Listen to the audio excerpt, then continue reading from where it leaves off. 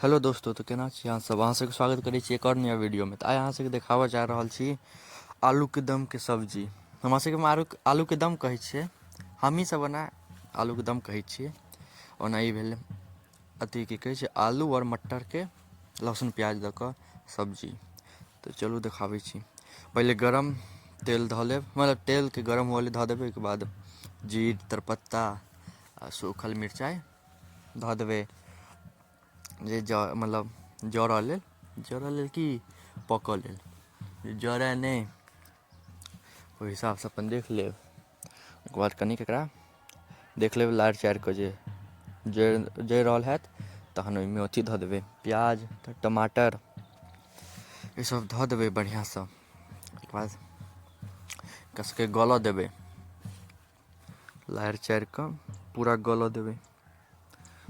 बहुत आसान तरीका छै और देसी तरीका दुनू उएह भेलै। आसानो पता चलि जायत, बहुत आसान छै, वीडियो देखबै पूरा तऽ और इहो पता चलि जायत सब शुद्ध देसीसँ बनै छै। तऽ देखियौ, ई लहसुन डालि देलियै, लहसुनके पेस्ट, फेर मिला देबै बढ़िआँसँ। सबके बढ़िआँसँ भूजि लेब जे गलि जाय। प्याज टमाटर देखै छियै। ओहिमे के बाद हल्दी धऽ देबै, हल्दीके बाद फेर नमक धऽ देबै। नमक धऽ देबै तऽ आओर जल्दी गलत। अपना हिसाबसँ स्वाद अनुसार नमक धऽ देबै। ओहिके बाद फेर सबके मिला लेब, लारि चारि देबै। आब जल्दी जल्दी गलत, जरऽ लागत तऽ कनि पानि धऽ देल करबै। देखै छियै जरै छलै तऽ कनि ओहिमे पानि धऽ देलियै। ओहिमे मटर खसा देबै धो कऽ बढ़िआँसँ। मटर कनि ज्यादा कऽ देबै तहने नीक लागत, किएकि आलू आओर मटरके सब्जी छै ने, तेँ बढ़िआँसँ एकरा मिला लेब।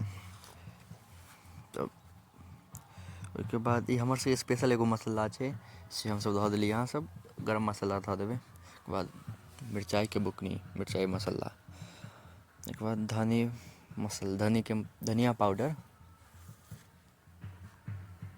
धनिया पाउडर दऽ देबै अपना हिसाबसँ। ओहिके बाद फेर मिला लेब। तेलो कनि धऽ देबै कम लागै तऽ। तेल देलाके बाद बढ़िआँसँ मिला लेब, मिल जायत बढ़िआँसँ। तऽ ओहिसँ ईसब जा तक होइत रहत ता तक ओहिसँ पहिले अथी कऽ लेब, आलूके उबालि लेब सीटी मारि कऽ। देखियौ आलूके उबालि लेने छी हमसब। तब एकरा सोहि लेबै, सोहि लेलियै। एकरा फेर फोड़ि फोड़ि कऽ ओहिमे धऽ देबै। सबके फोड़ि फोड़ि कऽ धऽ देबै ओहिमे।